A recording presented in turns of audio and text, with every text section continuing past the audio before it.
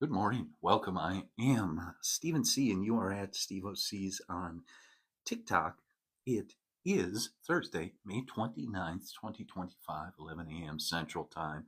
And this is our daily Course in Miracles review. Today we will be covering lesson 149 and a corresponding portion of the text from chapter 17. Welcome. Good morning. And I am here every morning reviewing the Course in Miracles. If you miss the live, or if you would like to review some of the previous lessons, you can go to my account. Please follow this account. And in the account bio, there is a link to my YouTube channel at Steve OC's. On YouTube, STEVOSEES. Please go follow the account on YouTube, subscribe to the account on YouTube. There are over 125 hours of discussion of the Course in Miracles, review of the daily lessons, 148 episodes, which we have transmitted and downloaded every day since January 1st of this year. So welcome. Please like this live.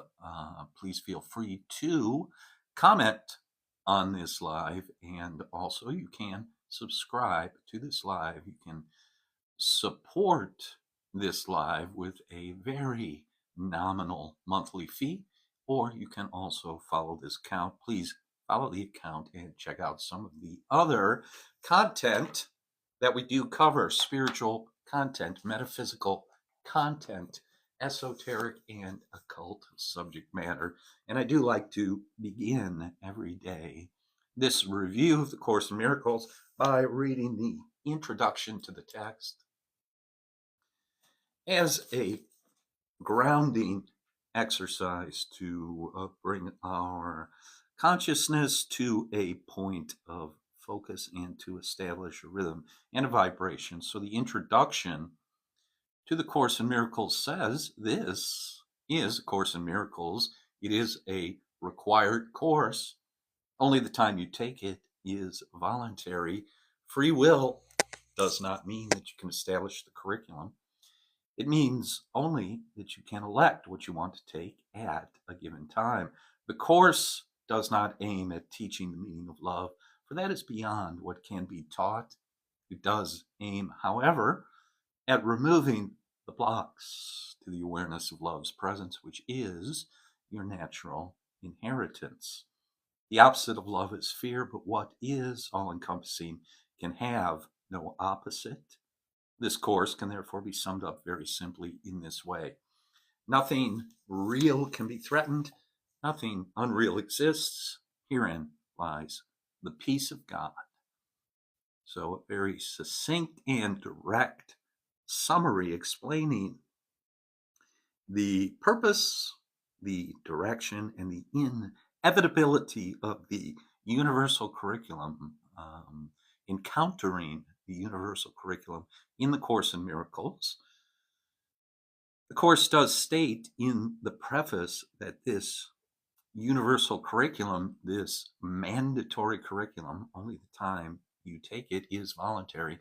This mandatory curriculum is presented in the specific form of Christianity, the framework of Christianity here in this particular form. However, the universal curriculum is the perennial philosophy, is ancient wisdom, is ancient mystery school teachings, and the form is not primary. Form, there are many different forms in which this universal curriculum can be expressed. The content and the experience of the truth, the experience of the true nature of our creation, is the purpose of the course and is the nature of the curriculum. So, Everybody knows the rules, one lesson per day. We are on lesson 149 today, Thursday, May 29th, 2025. Lesson 149 is part of a 10-day review. Today and tomorrow are the last 2 days of the review, and then we will proceed, pick up where we have left off, and begin with a new section of lessons. This review, I would like to share the introduction with you. There are some instructions in the workbook. In this introduction to this review, there are some instructions here which are important to keep in mind as we practice these thoughts for the day, as we discipline ourselves to engage in a spiritual practice. The most important thing we can do, the number one primary discipline, mind discipline, we can engage in order to arouse ourselves from our spiritual sleep, our metaphysical sleep. So the introduction begins by saying, now we review again, this time aware we are preparing for the second part of learning how the truth can be applied. The workbook portion of the Course in Miracles is about application. The text is about the theory or the mindset or the paradigm. The workbook is the application. So today we will begin to concentrate on readiness for what will follow next, such as our aim for this review and for the lessons following. Thus, we review the recent lessons and their central thoughts in such a way as will facilitate the readiness that we would now achieve. So this is an exercise in preparation for what we are about to undertake as we move toward the summer solstice, the high point of the sun's position in the sky during the summer, the full effectiveness of the sun's power on the planet Earth. So we are preparing for that. There is a central theme that unifies each step in the review we undertake, which can be simply stated in these words: my mind holds only what I think with God. And so according to the Course in Miracles, we are operating, we are participating in a dream. We are operating in an illusion. Our mind, a portion of our mind, believes that it has separated itself from its source. It has isolated itself and is a power unto itself, is a strength unto itself, is a state of mind and a way of thinking unto itself. This is the egoic mind, according to the Course in Miracles, mind of selfishness, self-centeredness, that does not connect itself to the rest of creation. It is insane, the Course says. It is an insane belief. It is an insane thought system, which leads to the idea, and therefore the experience of death, quote unquote death, and all its derivatives: fear, destruction, division, war, illness, poverty, lack, and limitation. So we are working to correct that in our own consciousness in order to then perceive the changes in our consciousness in the world that we perceive. In this world on the planet Earth. So we are reminding ourselves that our mind holds only what we think with God. Of course, continues by saying that is a fact and represents the truth of what you are and what your Father is. It is this thought by which the Father gave creation to the Son, establishing the Son as co-creator with himself. It is this thought that fully guarantees salvation to the Son, for in his mind no thoughts can dwell but those his Father shares. Lack of forgiveness blocks this thought from his awareness, yet it is forever true. So according to the Course in Miracles, even though it is an impossible situation that the Son of God can imagine or can hallucinate, that he has separated himself from his source, from the source of his existence, a mental existence, a spiritual existence. I am spirit, the Course says. Thoughts leave not their source. I am a thought in the mind of God. The universe is mental according to the first law or principle of Hermeticism. The first Hermetic principle is that the universe is mental. God is thought. The all is mind. So I am a thought in the mind of God. You are a thought in the mind of God. And the Course reminds us, as we already know, but have simply forgotten, thoughts leave not their source. Therefore, we are in the mind of God right now.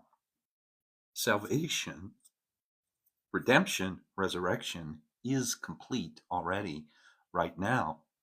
We simply have to acknowledge, recognize, and embody this eternal truth, the truth.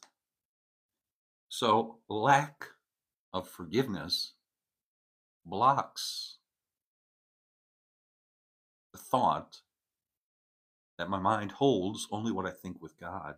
Lack of forgiveness blocks this thought from my awareness, from my consciousness.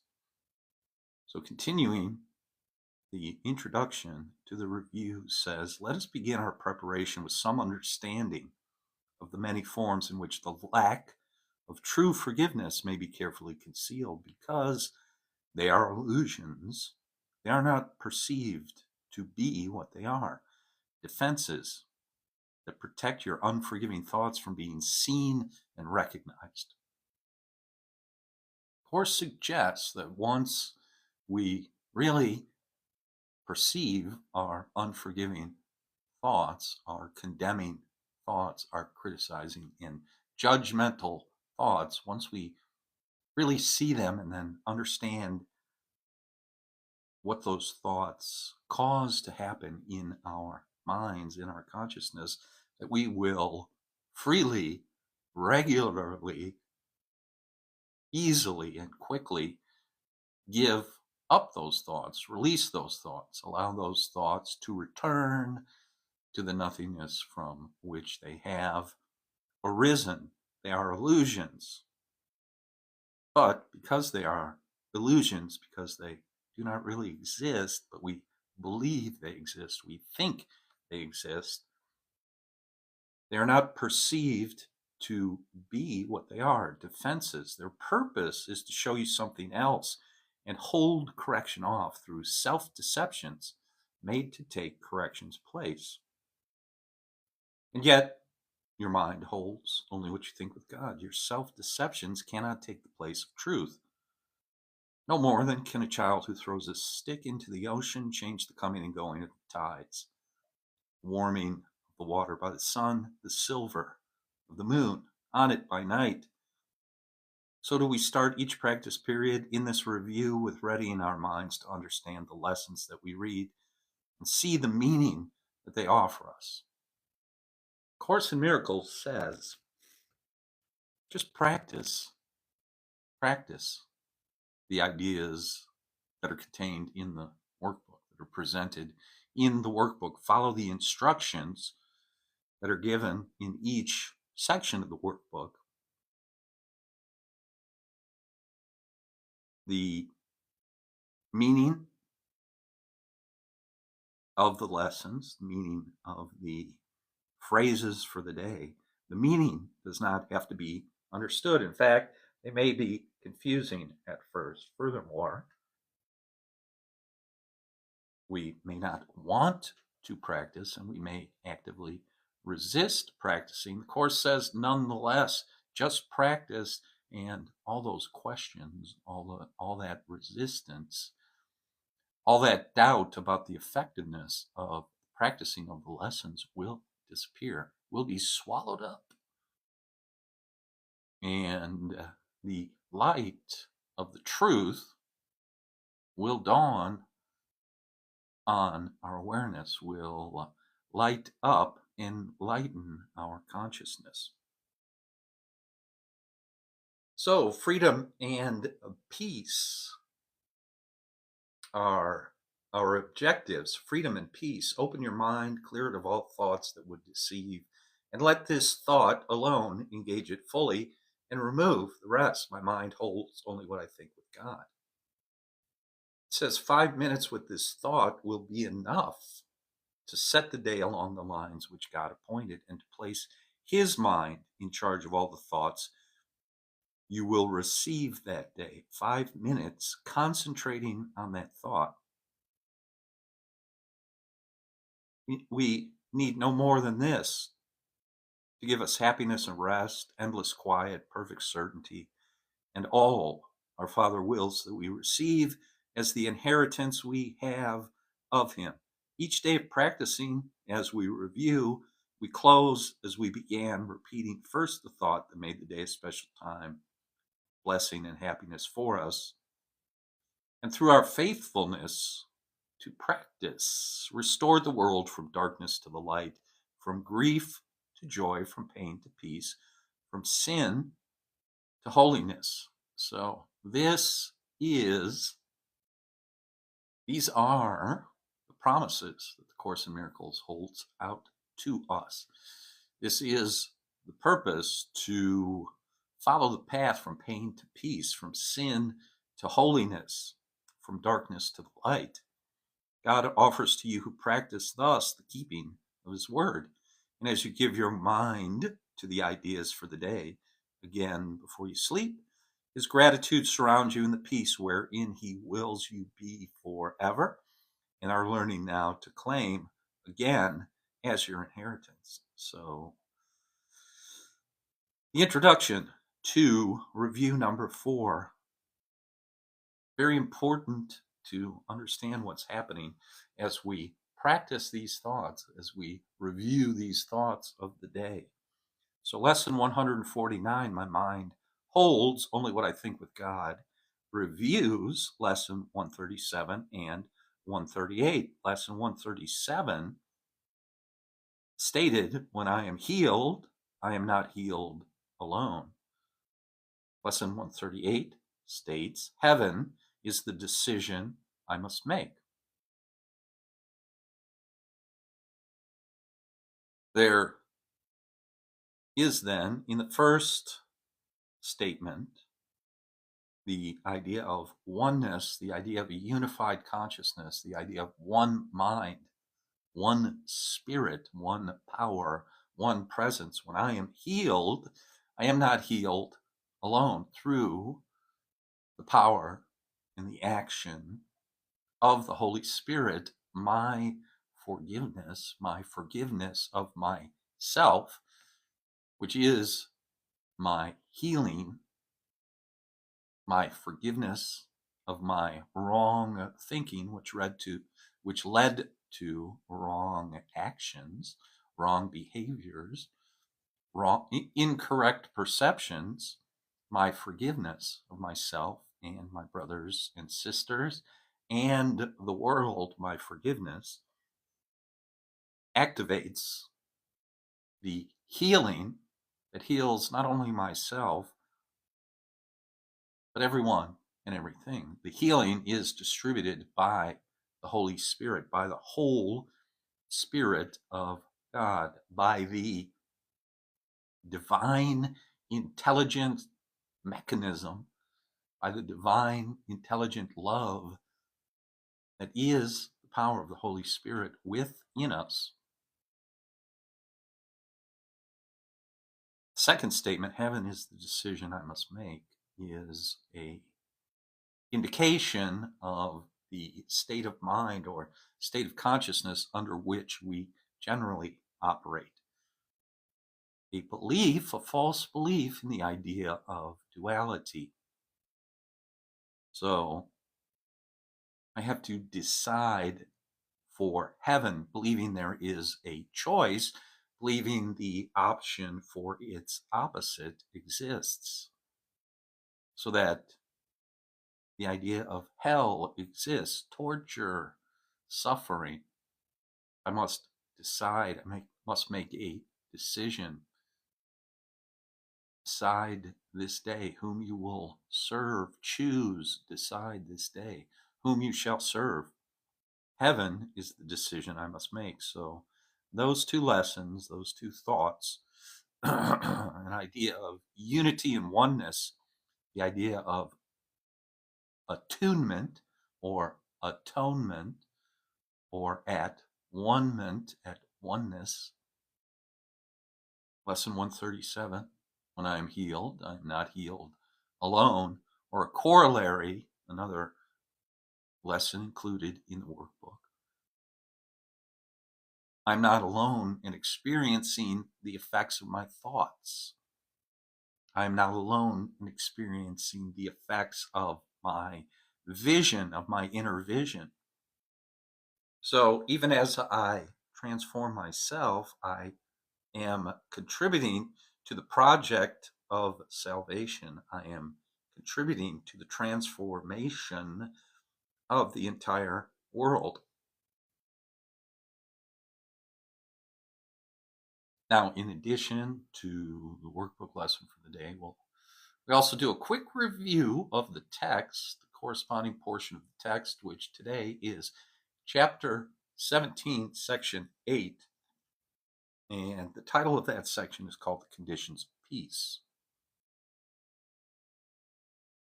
And it reads, the holy instant is nothing more than a special case or an extreme example of what every situation is meant to be. The holy instant, this moment of now, perfect, whole, and complete, right now, everything, no past, no future, everything contained in this moment right now. Focus my attention upon it, keep my attention upon it, no mind wandering. Holy instant, by the way, you can go to ACIM.org, the website of the Foundation for Inner Peace. You can use the search function. The entire text in the workbook is online, available at no cost. ACIM.org, CourseInMiracles.org. And you can search the holy instant. You can search those terms and read and research what the Course has to say about the holy instant. The Course in Miracles, by the way, is the voice of Jesus, the voice of the Christ consciousness, the voice of the mind of God, downloaded into a form that we can understand, form that makes sense to a confused mind, to a scrambled brain, if you will. So the holy instant is nothing more than a special case or an extreme example of what every situation is meant to be. The meaning that the Holy Spirit's purpose has given it is also given to every situation. So we want to accept into our mind and consciousness the Holy Spirit's meaning for our presence here. We are one, we are unified, we are in a vibratory communion with the Holy Spirit if we practice, if we maintain our spiritual practice, we come into vibratory resonance with the Holy Spirit. The Holy Spirit's purpose becomes our purpose. So the meaning, the truth, meaning of the truth, okay, forgiveness, healing, peace, prosperity, abundance, joy, happiness, fulfillment. The Holy Spirit's purpose is given in every situation without exception. It calls forth the suspension of faithlessness withheld and left unused, that faith might answer the call of truth. So the last couple of days, as we have reviewed the text, there has been a discussion of faith. So you can review the last couple of days over on the YouTube channel, that discussion, that review of the importance of faith and the importance of relieving ourselves of the idea of faithlessness. Faith is applied to every situation. Faith is applied to every scenario, every experience, every person. Faith is applied that the truth is present, that the light of God is present, that the Christ consciousness is present, and that the Holy Spirit will produce, through the activity of miracles, witnesses to the truth of the Holy Spirit's presence. So we will witness the activity of the Holy Spirit. We cannot see the Holy Spirit directly. We do not hear the Holy Spirit directly, but indirectly, either through other people, through symbols, through synchronicities, okay, through inspirations or revelations in our own consciousness. But we do not see the Holy Spirit directly any more than we see electricity or see gravity or see the law of aerodynamics. We see the effects of each of those. We see the plane flying in the sky. We see the birds flying in the sky, the missiles. We see the lights come on. We power our computers, etc., with the law of electricity, but we do not see the electricity directly. And metaphorically, the same is true of our spirituality and the working of those principles and ideas and mental laws. We see their effects. We don't perceive them directly. So we are suspending our faithlessness in a situation, extending our faith to the situation that the truth will emerge sooner or later. We will witness the truth. We will witness joy, happiness, peace, fulfillment, healing, forgiveness, reconciliation, resurrection. So we apply faith to the situation instead of faithlessness. The holy instant is the shining example, the clear and unequivocal demonstration of the meaning of every relationship and every situation seen as a whole. Faith has accepted every aspect of the situation, and faithlessness has not forced any exclusion on it. So the discussion the last couple of days has been about the ego's attempt, the egoic mind's attempt to interfere in the perception and the experience of the truth. In fact, the actual attacking of the truth and the defense that the ego musters, the energy that the egoic mind musters, defending itself from the truth. So there is a little bit of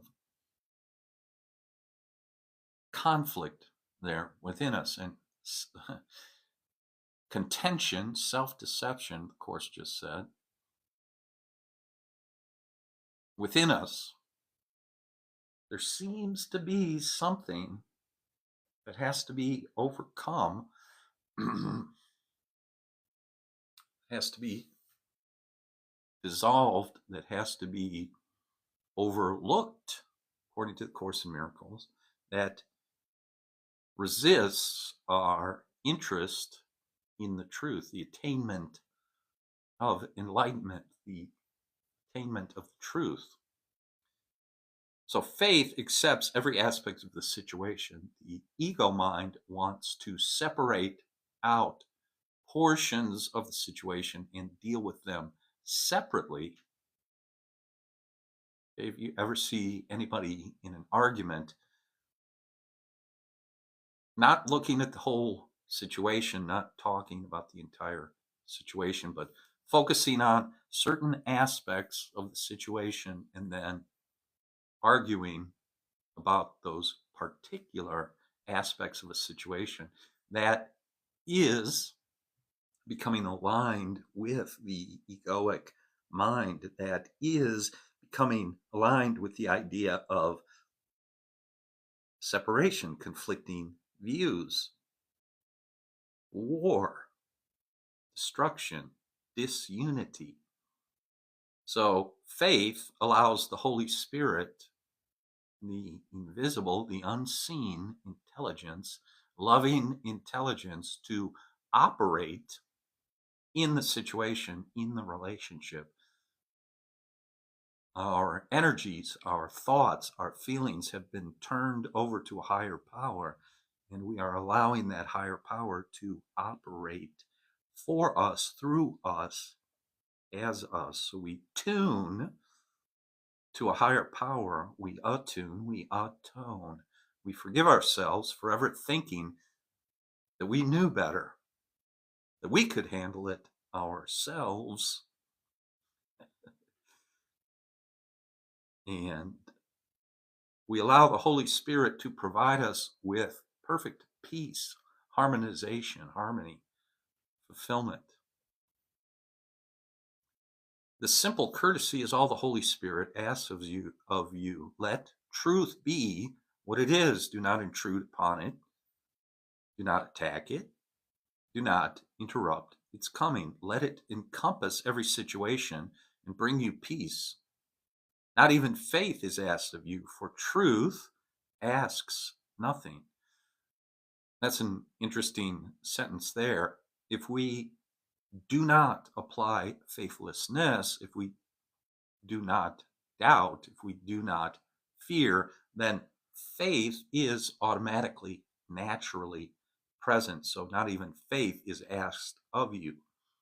For truth asks nothing means the truth is already there, faith is already there, strength is already available. If we do not interfere by engaging with weakness, if we do not interfere by engaging with doubt, hatred, anger, the truth, harmony, and peace will be revealed on its own, of its own. It says, let it enter. And it will call forth and secure for you the faith you need for peace, but rise not against it, for against your opposition it cannot come. So the truth does not force itself into a situation, onto a situation. The truth does not force itself on us.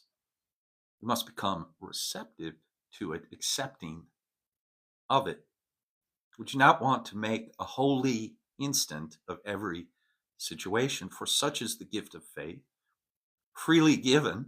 Wherever faithlessness is laid aside, unused. And then the power of the Holy Spirit's purpose is free to use instead. So faith or trust in the situation, trust that everything is working out for my good, and not only for my good, but for the good of everyone and everything involved in the situation, involved in the relationship. And of course, that extends to more people and to more aspects of a situation that we can properly conceive of, that we can even imagine.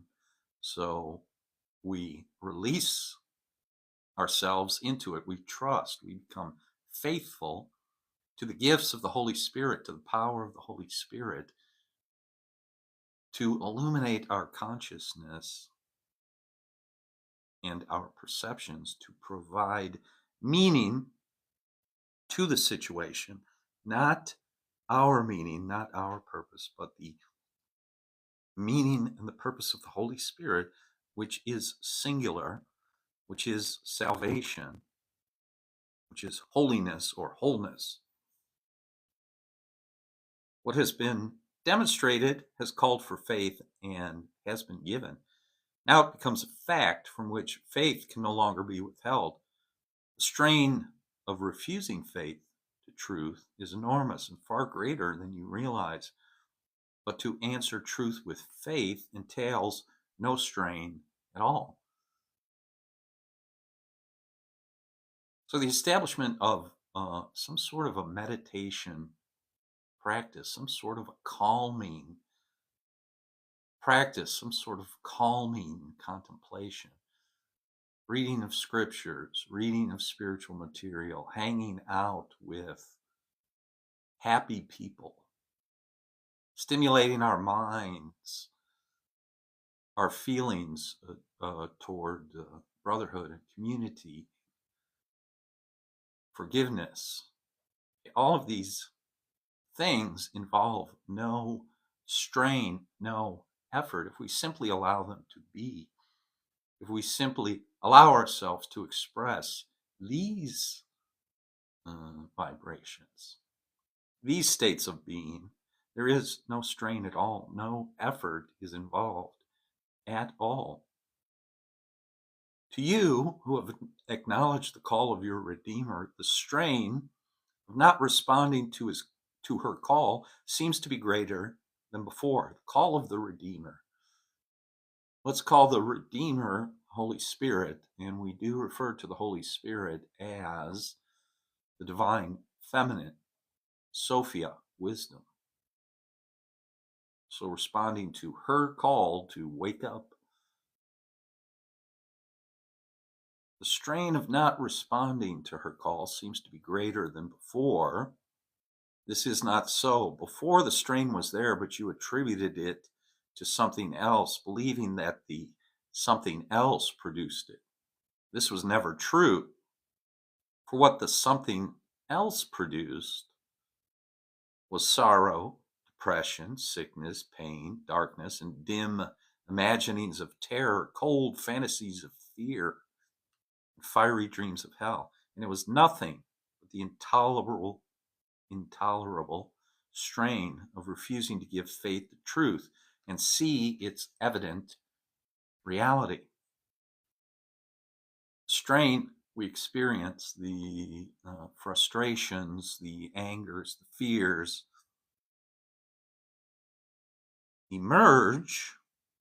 arise out of our resistance and reluctance to offer ourselves to the truth, or quote unquote sacrifice ourselves on the altar of truth, which is an action that is taken in consciousness. It is a surrender in consciousness, an openness of mind, an openness of heart undertaken within. So here we get further explication of the term crucifixion, or a different take on the idea of crucifixion. It says, such was the crucifixion of the Son of God. not being willing to open ourselves to the truth, the strain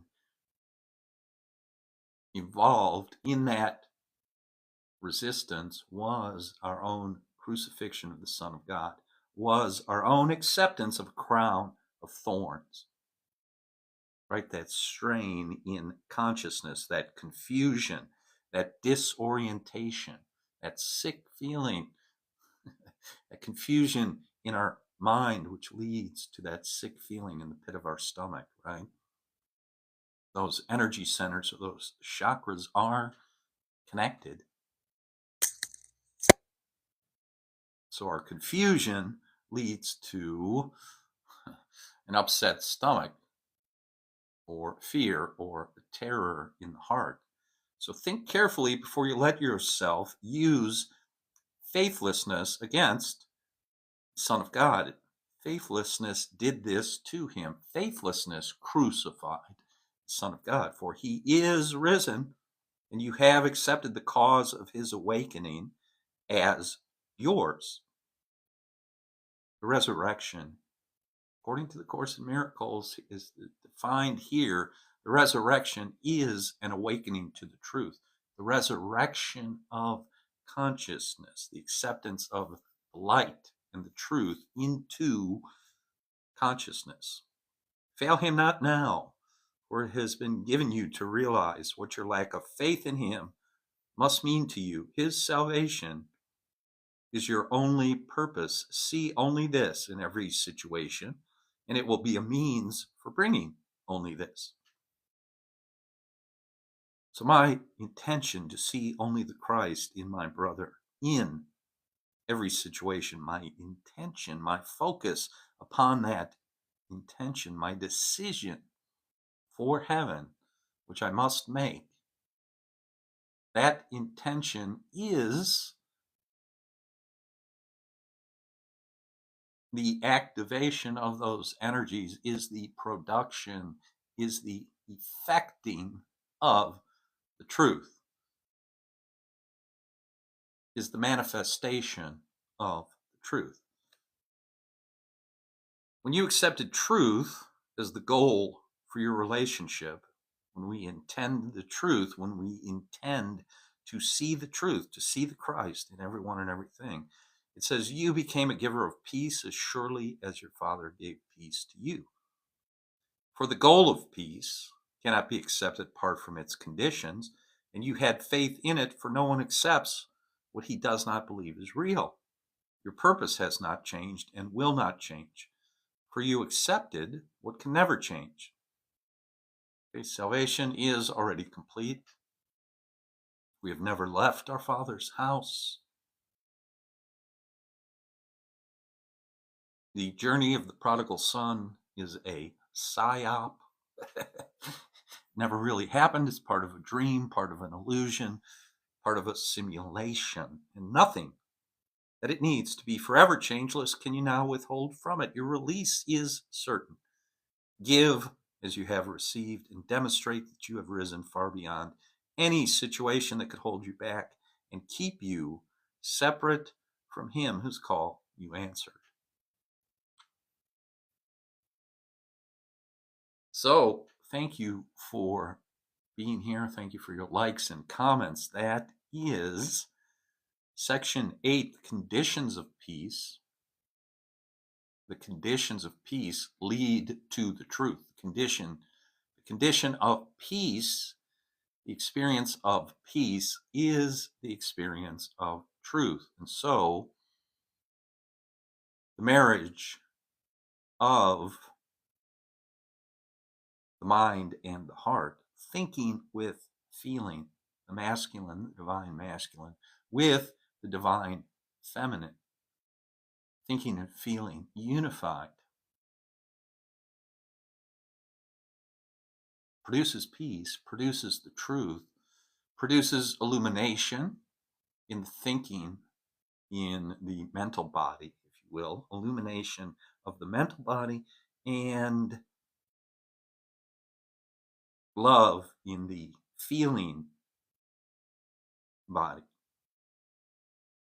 in the emotional body. right? The feeling of love, acceptance, peace, truth, love, illumination, enlightenment, all one thing, a unified consciousness, a non dual consciousness. So, thank you for being here. Thank you for participating, being a part of this live for today. Please remember to follow this account or go to YouTube and follow on YouTube. There are 125 hours plus of this type of discussion, this review of the Course in Miracles over on my YouTube channel. The link is in my bio, or search at Stevo Sees, Sees. And that is all for today. I will be here tomorrow at 11 a.m. Central Time.